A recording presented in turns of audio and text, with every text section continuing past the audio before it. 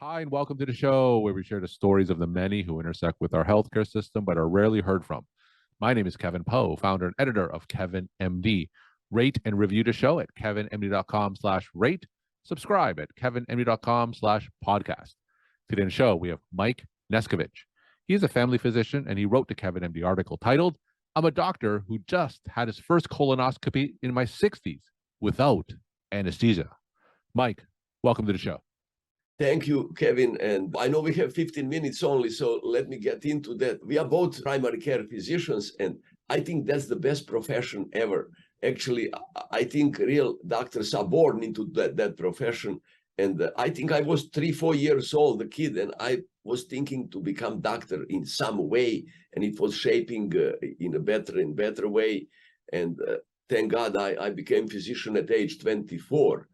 Actually, I should be a farmer now because my dad's dream was my grandfather was farmer, grandfather, father, and I broke that tradition because I really love to be family doctor. I'm family physician for the last 33 years here in California. Oh, that's so wonderful to hear. And as my listeners know, I'm a internal medicine. I do primary care myself. Right now, there's just so many obstacles to primary care. You have the electronic medical records, you have all these bureaucratic regulations, and we have to do so much in shorter and shorter time. So tell me, after 33 years, tell me about some of the joys that you get practicing primary care. Yeah, first of all, like there is a saying, we have never enough time and love. So my joy is my family. Thank God I'm happily married for 32 years and I have 2 boys and I have extended family in Serbia. Everybody's welcome in my office, of course, as a physician. And I took Hippocratic oath on January 28, 1977. So you can see I'm doctor for more than 45 years, but I don't know about other doctors. My life is in a way, I'm like 27 years old still and love healthy lifestyle and I want to do things my way. And yes, I'm board certified in family medicine and geriatrics medicine, but half of that is wrong, in my opinion. I believe in holistic approach. And of course, it's always better to treat any disease without any medicine. Now, for those medical students who listen to the show, give them one reason why they should consider primary care as a career. First of all, we are like honeybees, maybe. Some people are just, they have that nature to give, that they have compassion, that they like to help people. My father, he told me, son, don't deal with sick people, number one. It's better to be farmer. I said, Dad, but I like it. I said, Dad, I want to be a geriatrician. He said, what does it mean? I said, that means helping old people. He said, no, especially don't do that. They smell and terrible. Old people are deaf and stuff.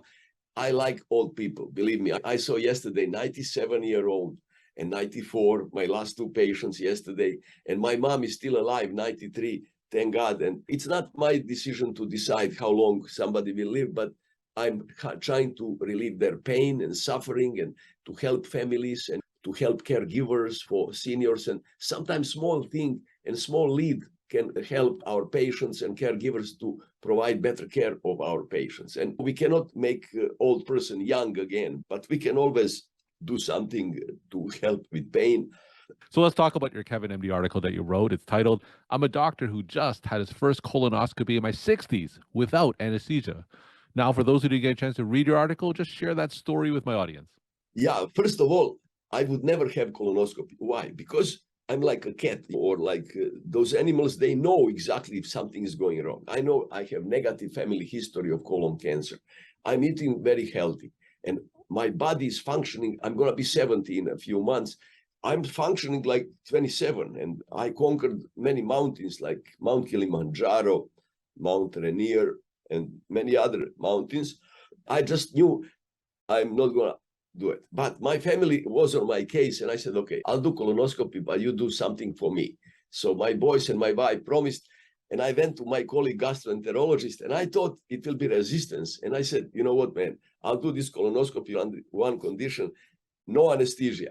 He said, sure, no problem. I said, wait a minute. I was thinking I'm going to quarrel with you and stuff. He said, no, we'll do it. And we decided an advantage is because I can drive myself, I can drive back home. There is no anesthesia. I don't like needles. So like I said, let me avoid needles. And maybe I'm a little bit crazy. 5-6 years ago, I'm running Los Angeles marathons, man. I did 31 Los Angeles marathons.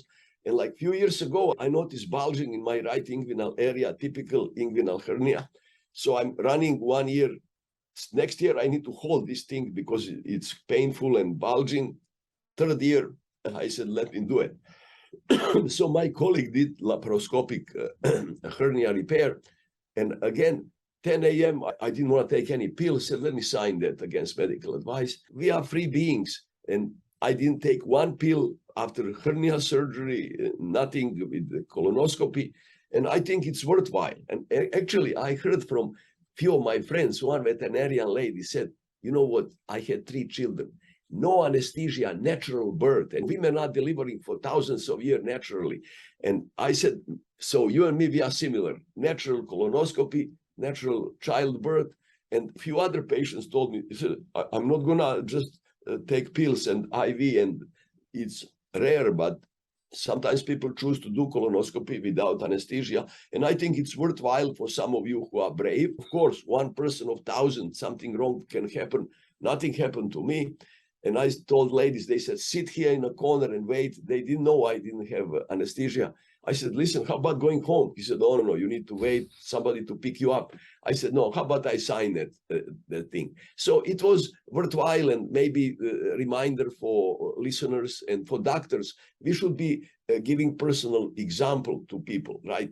That colonoscopy is really golden standard, and you can see it's very cool. I saw inside of my colon, and those 2 flexures, it's very painful. Like I was telling him, please slow down, splenic one, and pain got relieved. Again, the hepatic flexure. I said, man, slow down. But we're drawing that back. And he said 3 times, I have colon like a 20-year young person. So it's cool. So let me just be clear. You didn't have any medication. You didn't have any Versed. You didn't have any Demerol. Was it completely no medication? Zero medication. Anyway, I'll tell you, I highly recommend.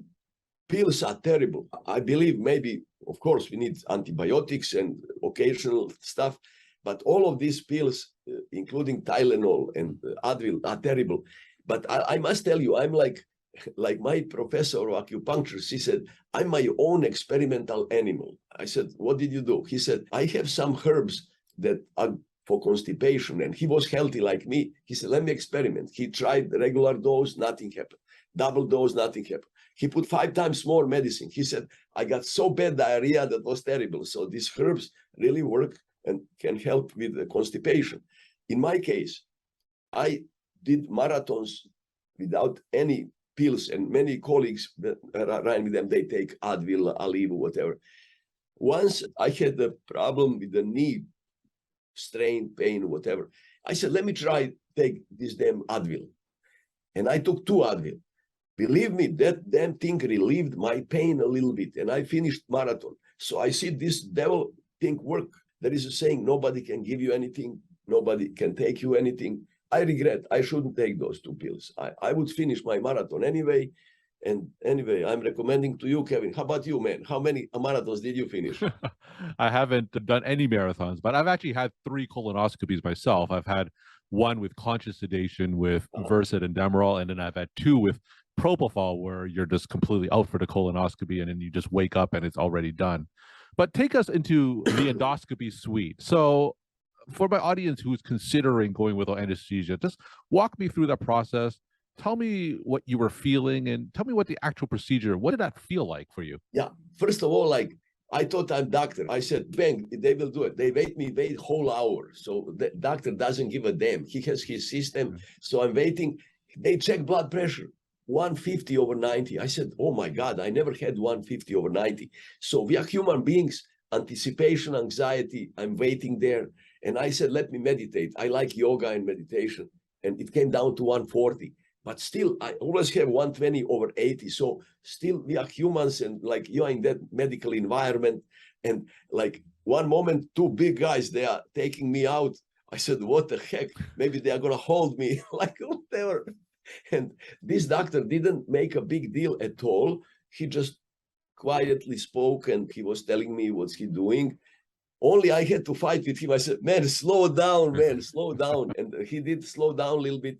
And eventually I saw like a cecum, and I saw my appendix inside, and it's like a bile is working a little bit, you see there, but it's beautiful inside. I'm more handsome inside, man, than outside. So it's just like fantastic to see your body inside. And actually you have many different types of pain. Like maybe when I hit my finger with a hammer, it's a different kind of outside pain. This is inside pain because stretching colon and those nerves are activated. It's kind of weird pain. So, but the drawing colonoscope is so beautiful. Bang, and he goes turn around to see there is no hemorrhoids, and it's nice and clean. Yes, and they put so much air. And guy said, don't be shy, just let it go. Let it go. I said, man, I'm shy guy. And those two big guys are next to me, holding me like shoulders. I said, listen, I said, I wish those two guys go out. It took maybe 10, 15 minutes. I'm done. But after that, this gas thing is coming out. Like I was talking to my son, and gas is coming out. Bang, I said, son, I gotta quit. I need to be alone now to clean myself. And body is amazing, man. Like from this clean colon, in 12 hours, everything starts working perfectly. And I would recommend, if you're a little bit brave, why not? And that's a good life experience. That's called point of reference. Many people, they even a little bit toothache, they take pills. So they never experienced pain. Pain is our best friend, and we should be looking differently to pain. And yes, I'm gonna do next time if I need. I hope never again. But again, colonoscopy without, and I will now know better. I'll tell the guy. I said, listen, when I tell you stop, man, because you are pushing that damn thing. But he's my colleague, and maybe he was backed up. He had 10 colonoscopies. He was doing it as fast as I'm asleep, which is not good. For a guy who is like me, you slow down a little bit.